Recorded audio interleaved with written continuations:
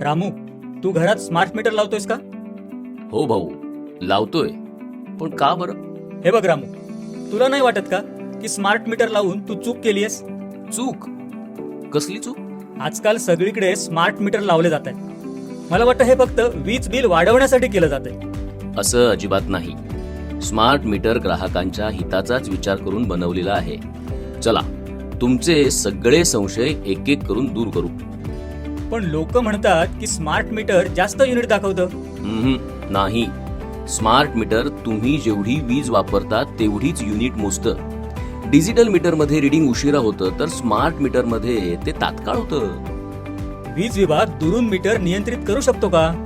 वीज विभाग फक्त रिडिंग पाहू शकतो, कनेक्शन जोडणं तोडणं करू शकतो आणि बिघाड किंवा छेडाछेडीची माहिती घेऊ शकतो.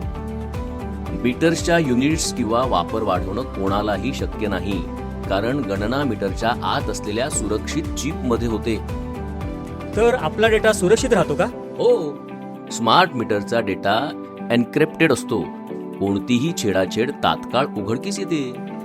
ग्राहकांसाठी स्मार्ट मीटर डिजिटल मीटरपेक्षा चांगलं कसं आहे? बघा, फरक स्पष्ट आहे.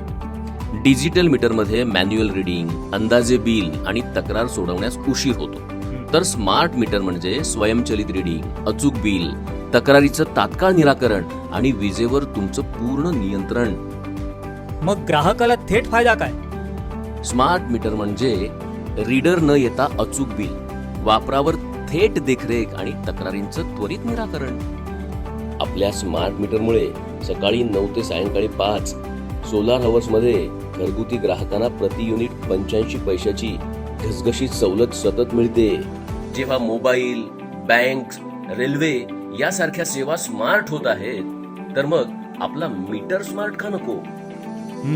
आता समजलं.